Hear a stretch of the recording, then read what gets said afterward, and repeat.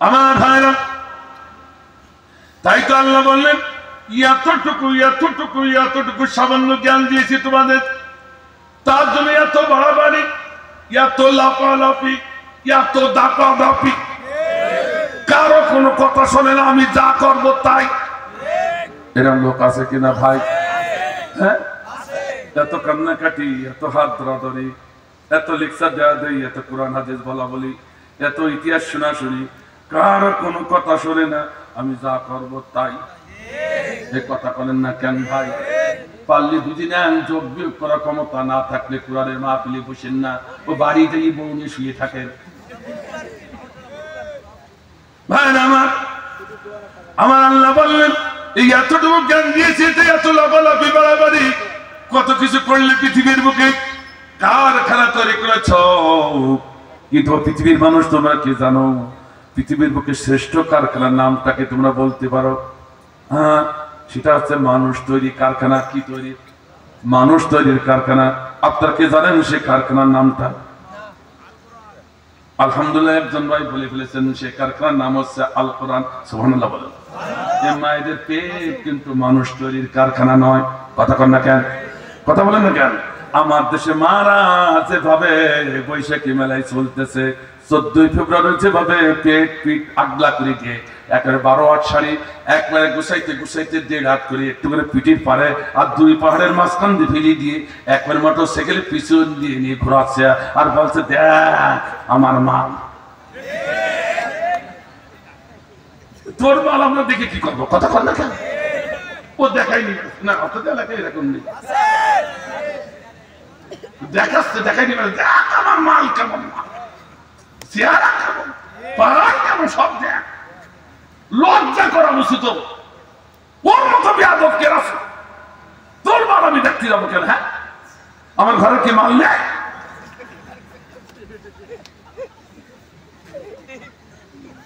হাসিন আমার কষ্টে বলতেছে, এর মুরব্বী বলতে হইল না কি, এবার খাপে খাপে মুরব্বী খাপে খাপে মিলে গেছে, ও দেখি দেখা গেছে। আল্লাহ কবুল করে। আমি এই জন্য এই মায়ের পেটে এই আল্লাহর ওলি তৈরি হতে পারে না। ঠিক না ধরে বলুন, এই কথা কোন না? ও মা, আপনাদের কি বলি, মা রাগ করো না।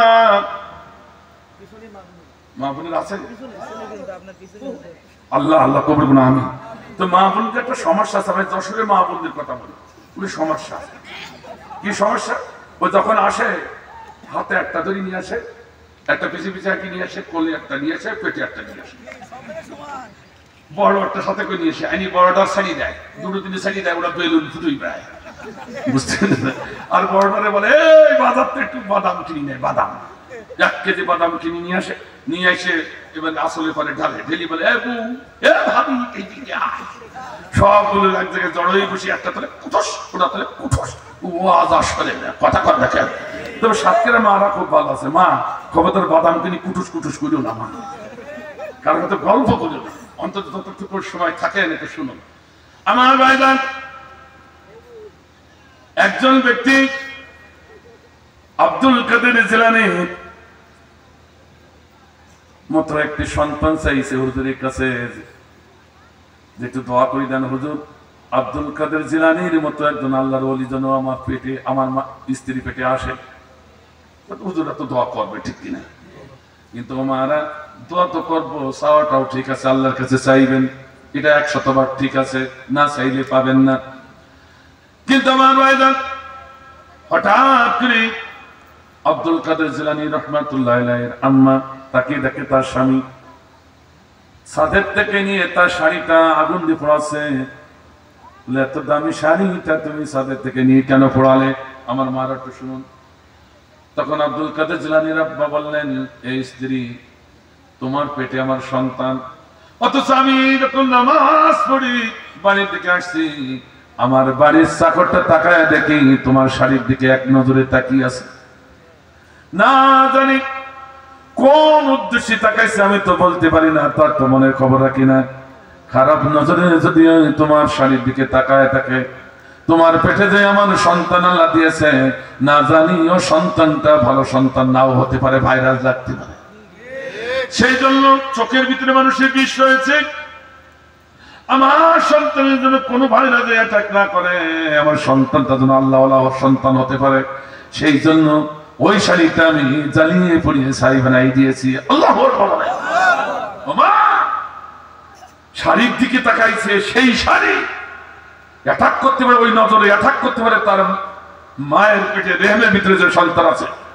তাই শাড়ি ঘুরাই দিল আব্দুল কাদের জিলানীর পিতা। আর ও মা, তোমার পেটে সন্তান নয়, 9 মাসের সন্তান, তুই পেয়ে টুসু করিনি, এবারে সাতক্ষীরার বাজারে ঘুরি ব্যাস। এরা মাসা কিনা? তাহলে কত যে মাসি পড়তেছে, মতি কত যে মাসি পড়ছে, তো ও সন্তান ভালো হবে কি করে? ঠিক কিনা? ও সন্তান হয় ডিম জল হবে না সাকিব খান হবে। একটু রাগ করলেন আমার ভাইজান, তাহলে শুনুন এবার। আল্লাহ বলছেন মানুষ তৈরি কারখানা কোনো মাদ্রাসা নয়। অনেকে বলবেন মাদ্রাসা না, মানুষ তৈরি কারখানা ওঠা নয়। মাদ্রাসা সম্পূর্ণ কোরআন শিক্ষা দেওয়া হয় না, সিলেবাস যুক্ত করা হয়েছে। রাগ করতেছে না? যদি মাদ্রাসা মানুষ তৈরি কারখানা হয়, তাহলে ফরিদউদ্দিন মাসুদ কিভাবে হতো এত বড় বক্তা? ওর তো দরজা খোলা লাগে না, হাত দিয়ে আগে গেলে পেটের আঘাতে দরজা দৌড় মারে। বুখারী শরীফ পড়ায় কিশোরগঞ্জ, নারায়ণগঞ্জ, ওদিকে বড় যে ঈদগাহ ময়দান, সেই ঈদগাহের খতিব আবার বাইতুল মুকাররমের খতিবও ছিলেন। কথা কন দেখেন, উনি আবার শাহবাগের হুজুর নেতৃত্ব দিয়েছেন। শাহবাগে উনি জুতো মিছিল করেছেন। বিশ্ব নন্দিত মরহুম আল্লামা শহীদ দেলোয়ার হোসেন সাঈদী ফাঁসির জন্য সেদিন জুতো মিছিল করেছিলেন। ওই অত বড় আলেম, ও মাদ্রাসায় পড়ে, বুখারী পড়ে, ও হাদিস পড়ায়, তাফসীর পড়ায়, ও যত বড় আলেম হোক না কেন, ও এখনো মানুষ হতে পারেনি। ঠিক না ধরে বলো? তাহলে আল্লামা সাঈদীর বিরুদ্ধে কোনদিন জুতা মিছিল করতে পারতো না? একটু রাগ করলেন না? আমি বুঝাই দিবানে এত সহজে হবে নাকি? একটু অপেক্ষা করুন, যদি বুঝাতে না পারে এখান থেকে নেমে যাবো, আর আসবো না। আমার ভাইরা, সংক্ষেপে শোনার দরকার আছে। তাই তো আল্লাহ বললেন সব থেকে শ্রেষ্ঠ কারখানা হচ্ছে মহাগ্রন্থ আল কোরআন। সুবহানাল্লাহ বলেন, আরো ধরবেন সুবহানাল্লাহ। এর গুরুত্ব মুসলমানেরা না বুঝলে মুসলমান বিরোধী যারা আছে তারা বোঝে। কথা কন না কেন? কথা কন। আল্লাহ বোঝে না? আল্লাহ বোঝে? একটু জোরে কন না কেন? তাহলে কেন বুঝতে চান না ভাই? যত ইবাদত আছে ইবাদত গুলো খুলে দেখেন, বিসমিল্লাহ বলে শুরু করা হয়, আহা আউযু বিল্লাহ সেখানে নাই। কিন্তু একটি ইবাদতের পূর্বে আউযু বিল্লাহ পড়া ওয়াজিব। সেটা হলো যখন কোরআন খুলবেন, কোরআন পড়বেন, কোরআনের তাফসীর করবেন, তখন আউযু বিল্লাহ পড়া লাগবে। আল্লাহু আকবার বলেন। তাহলে আল্লাহ কেন এটা করলো? কোন শয়তান নামাজের বেলায় অত বাড়াবাড়ি করে না, রোজার বেলায় অত বাড়াবাড়ি করে না, হাজের বেলায় অত বাড়াবাড়ি করে না, জিকির আজকারের বেলায় বাড়াবাড়ি করে না। কিন্তু শয়তান বাড়াবাড়ি করে মানুষ যখন কোরআন বুঝবার জন্য বসে যায়, সেইখানে শয়তান বাড়াবাড়ি করে। এই জন্য আল্লাহ বলেছে এখানে আউযু বিল্লাহ পড়া ওয়াজিব। ওই শয়তান থেকে আগে পালা চাইতে হবে। ঠিক না? এই শয়তান কয় প্রকার? 2 প্রকার। একটা জিন শয়তান আর একটা মানুষ শয়তান। মানুষ শয়তান আছে কিনা? ওরা মাহফিল করতে দিতে চায় না, 144 ধারা জারি করে। কথা বলেন ঠিক কিনা? এ কথা বলেন ঠিক কিনা? এ বক্তা চলবে না, ও বক্তা চলবে না। কথা বলে তুই পরিমাপ করা কিনা? এ বক্তা চলবে না, আলেমরা বসবে। ঠিক কিনা করে বলো? পেটে বোমা মারলে কোরআনের একটা আয়াত পাওয়া যায় না, আল্লাহ রাসূলের একটা হাদিস খুঁজে পাওয়া যায় না। তুমি হিসাব করলে তুমি বিচার করা কিনা? ও বক্তা চলবে না। পাক্কা শয়তান। কথা বলেন দেখেন। এই জন্য বলে আউযু বিল্লাহি মিনাশ শাইতানির। আল্লাহ ওই শয়তান থেকে আমাদের হেফাজত করো। ওই শয়তান যদি বাধা দিতে আসে, হাত ভেঙে দেওয়া হবে, পা ভেঙে দেওয়া হবে। ঠিক আছে? তাই বলে হাত ভাঙবেন না, অর্থাৎ ভোটের সময় ভোট দিবেন না, ভেঙে চিঠি করে থাকে।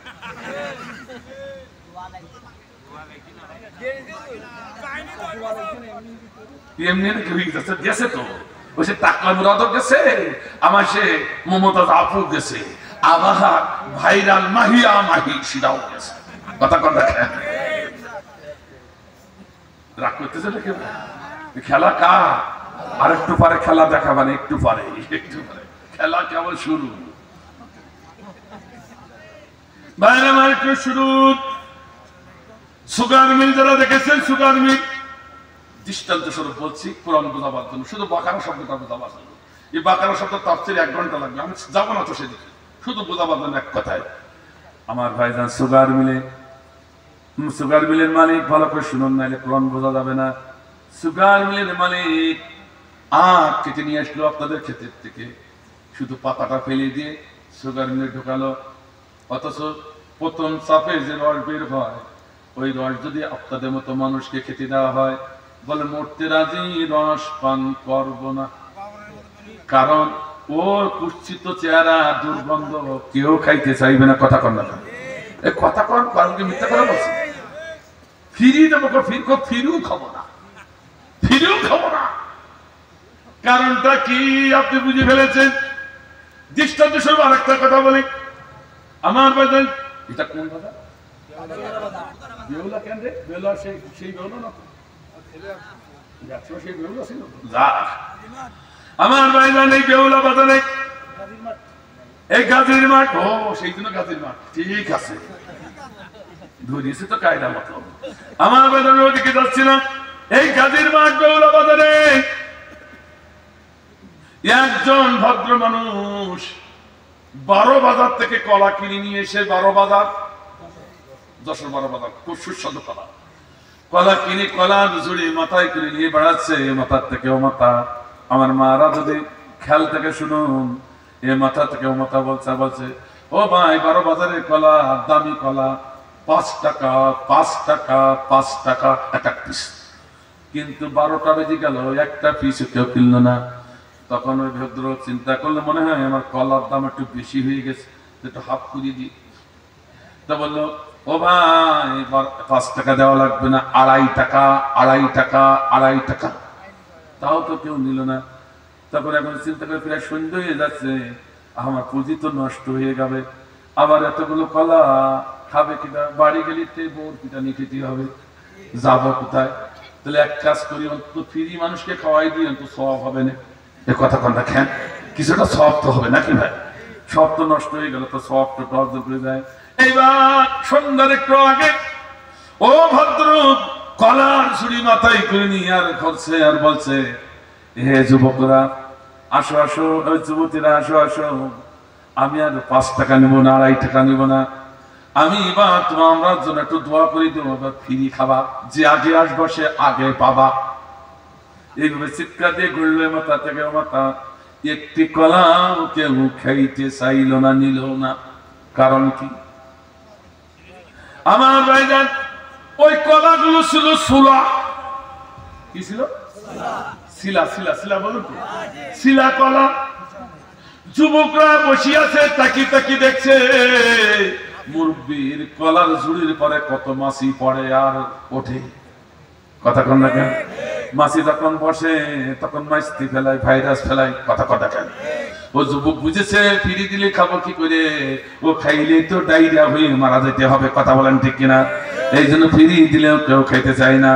আমার মা বোনেরা, আজকে যারা ছোলা কলার মতো যারা কলেজের ভার্সিটিতে বৈশাখী মেলায় ওই 14 ফেব্রুয়ারি পালন করছো, কত যুবক তোমাকে দেখছে, কত মশা মাসি তোমার পরে পড়তেছে আর উঠতেছে।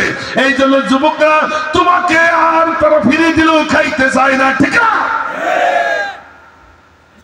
যারা বৈধ যুবক আছে তারা ফিরিয়ে দিলেও নিতে যাবে না। কথা কন না কেন?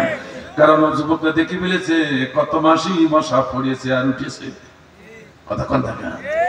আমার ভাইরা, তাই তো আমার বলছিলাম, ওই আঁকগুলো কেটে নিয়ে গেল, সাবান দিয়ে ধুইল না, পানি দিয়ে ধুইল না, না ধুই ঢুকাই দিল। অথচ আঁখে কত ময়লা আছে, ভাইরাস আছে। আমার দেশে কুকুররা যখন আখ খেতে ঢোকে, ঠ্যাং একটা উঁচু করে মারে। আর শিয়াল পন্ডিত যখন ঢোকে তখন সারা রাত আখের ঝাড়ের নিচে বসে সবাই সবাই খায়। খাই যখন পেট ভর্তি হয়ে যায় তখন চিন্তা করে আরেকটুখানি ঘুমাইনি, সকাল হলেই চলে যাবো। পূব আকাশে যখন সূর্য উদিত হয় তখন তাকে মালিক ঢুকিয়ে যাবে না, আমার পিঠা বানে। এবার আস্তে আস্তে ওই ঝাড়ের গোড়ায় মাইরিয়ে দিয়ে চলিয়ে যায়। এ কথা কন না কেন? তাহলে পায়খানা পোশাক ওই আখের গায়ে আছে কি নাই? ওই অবস্থায় কেউ ধুইল না, যখন ঢুকালো কত আবর্জনা কত ময়লা ওর সাথে রসে বেরিয়ে গেল, ঠিক কিনা? কিন্তু এই রসটা এক নাই দুই নাই একাধিক অপশন পার হতে হতে রিফাইন হতে হতে যখন শেষ অপশনে যায় তখন ওর নাম আর আখের রস থাকে না, ওর নাম হয় আখের সাদা চিনি, ঠিক কিনা? এই আখের সাদা চিনি যখন মানুষ দেখে তখন তো দেওয়া তো দূরের কথা, খপসা খপসা কাড়িয়ে কাড়িয়ে খায়। কথা কর না কেন? কথা বলেন না কেন? আমার আল্লাহ বলছেন এই পৃথিবীর মানুষ কেন বাকারা নাম রাখলাম, সূরাতুল বাকারা কেন গরু নাম রাখলাম, অর্থাৎ ভালো করে শুনে রাখুন, কুরআনের বাইরে যে মানুষটি থাকবে ও খতিব হোক, মুফতি হোক, মুহাদ্দিস হোক, কিসা হোক, নেতা হোক, নেত্রী হোক, নামাজি হোক, হাজী হোক,